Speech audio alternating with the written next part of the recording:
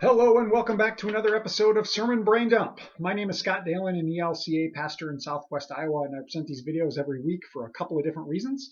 The first of which is to take my brain out of the mode of background work over the course of the week and move into the process of writing and preparing the sermon that I will preach to my congregation for the weekend. That is the first. And the second is just to allow you, the viewer who have graciously given of your time, to come by and gain some different insight into the assigned text for the week. I want to say thanks to all my subscribers out there who tune in every week. Much appreciated. And also a welcome to you if you just happen to stumble across this today. Great to have you here too. This particular Sunday, which is November 3rd, 2019, All Saints Sunday, also daylight savings here in the U.S., if you happen to follow that. The assigned text is coming out of Luke chapter 6, verses 20 through 31. Now, a word about All Saints Sunday. Actually, All Saints Day is November 1st, which is today as I'm recording this. But the first Sunday of November, we always celebrate All Saints Sunday. And this is a recognition of those who have gone on before us, secured in the promises of God through whatever lies on the other side of death. Now, there are also some congregations or some denominations or some groups that will also recognize those who have been baptized in the last year and entering into the church, recognizing that through the waters of baptism and through the grace of God, we are simultaneous saint and sinner. So that is an aspect too. Now, we usually don't do that in my congregation, though I'm kind of playing around with possibly doing something with that as well this year. But that's essentially what All Saints is about. It's just recognizing those saints who have gone on before us into death and what we call the church triumphant. But again, getting back to Luke chapter 6, verses 20 through 31. This is Luke's version of the Beatitudes. Lines up with a very similar account out of Matthew, and some of the context of both is pretty similar as well. Both of them happen from, or we hear them from Jesus in the context of a sermon. In Matthew, it's a longer one, more in depth, called the Sermon on the Mount. But here in Luke, we hear it's the Sermon on the Level Place or on the Plain, which is shorter. It lasts about a chapter. Whereas it's 3 chapters in Matthew. But there's a lot of similarities, and yet there's some differences as well. Now, Matthew's Beatitudes, they are longer. There are more of them. They're also considered by scholars to be a little bit more of the spiritual realm, as opposed to more direct types of folks who Jesus talks about here in Luke.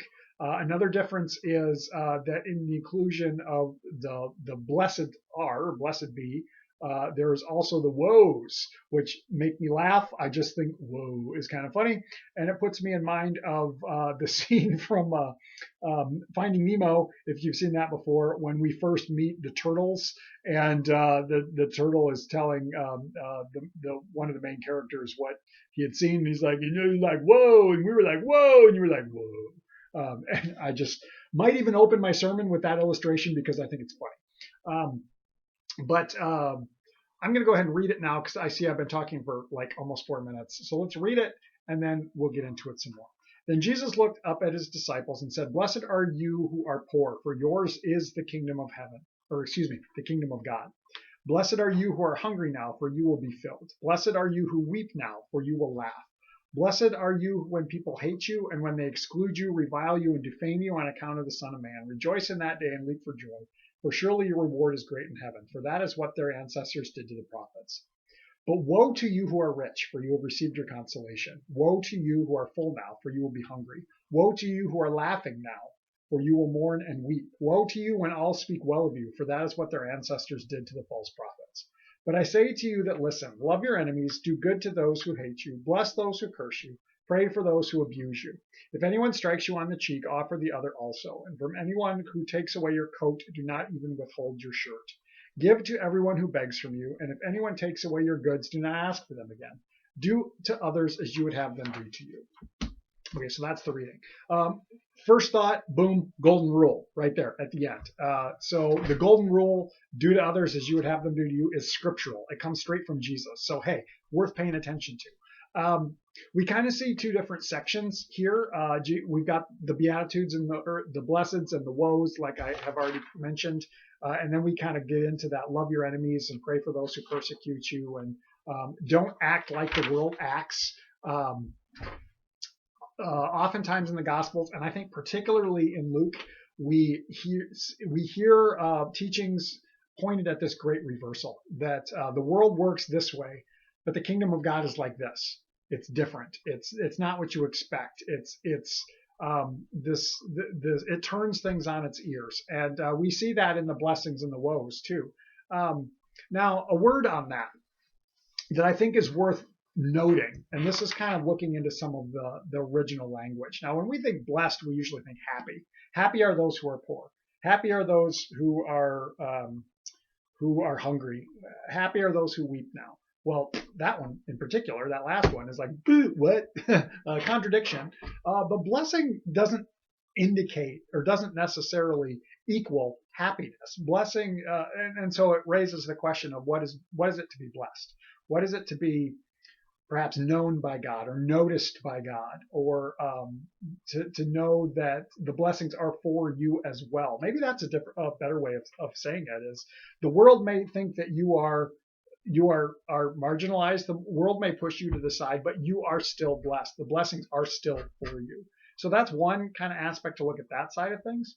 But then what I love about the blessings and the woes is that if we partner them together, we see Jesus is really giving us both sides of the same coin. And I focused on that in the past in sermons on this text, that if we partner them together, we really see that back and forth, that reversal. And another thing that's worth noting is woe. Now, I don't think we tend to use the word woe often in our language. Like we have woes. We say whoa a lot, but that's more if we sound like Keanu Reeves in The Matrix. But I'm going on a tangent there. Woe is I think it's more like an attention getter. And we see that if we look more at the original language. Now, there's another Greek word that we use when we read in the language, when someone says see or behold, and it's emphasized, like, behold, this is happening. The same sensibility comes into woe. It's like, it's not just like woe to you. It's like, whoa, when this is going on, trying to really grab the attention of the people, like recognize. And I think Jesus is saying, recognize that these good things that you have in your life, that's not the end all be all. That's, if you put all your stock in that, it's going to fail you. So be aware of that, like wake up to that, and don't rely on it. Find ways to share it. If you've been blessed with something, share it. Maybe that's what we see with this blessings versus woes. But all in all, I think it's worth noting this back and forth, the up and down of life, the reminder that that the good stuff, or what we consider to be the good stuff, is fleeting. It will not last, and that we should not put all of our stock in it. But it's also interesting to think about that second half of Jesus' teachings about pray for those who persecute you, bless those who revile you, and love your enemies. What does that mean? What might that look like for us, to look favorably upon those who have hurt us, who have wronged us? That's a heavy calling, and one that we should be aware of, because we hear over and over and over again from Jesus the need to forgive. Now, does that mean that we are called to continue to place ourselves in positions where people can take advantage of us, where people can harm us? No, we are certainly free to remove ourselves from those situations and create those boundaries. That's not a bad thing. But you can do that without hating the person. You can do that without disrespecting them, even if they don't deserve the respect. And Lord knows there are people like that, and we probably all have our moments when we fall in that category. But one of the things I'm really kind of thinking about, as I'm currently working with my confirmation kids to learn about the 10 Commandments, is the 8th commandment: bear no false witness against your neighbor. Well, what does that mean? That we speak well of our neighbors. And Luther writes that we should look upon our neighbor, his actions, in the best possible light, to recognize that people probably have decent intentions. It may not come across that way, it may not translate that way, but normally most people aren't trying to be nefarious, and yet that selfishness can still come in there. So I've kind of got all of these things sort of like working around in bouncing off each other in my mind as I'm thinking about this sermon and kind of which direction to go, and especially as we consider the example of those who we have lost in the last year, which is part of the All Saints Sunday that I mentioned earlier. That we remember their example, we remember the faithful witness that they have given us, and we cling to the promise that now they are experiencing the gospel firsthand. So how does that work? And maybe that's a reminder to us that blessings happen even amongst what feels like the worst possible situation of the death of someone. So that's kind of what's happening in this. If you have thoughts, questions, comments, you want to throw them down in the comment section, we'll continue the conversation that way. Otherwise, if you appreciate these videos and want to support the ministry that allows me to do them, I will put my congregation's website down in the comment section. You can follow the links and support us financially. No pressure to do that. We'll continue to do these, but if you want to support the ministry that allows me to do them, it would be appreciated. Otherwise, I hope you have a blessed week, and we will catch you next time.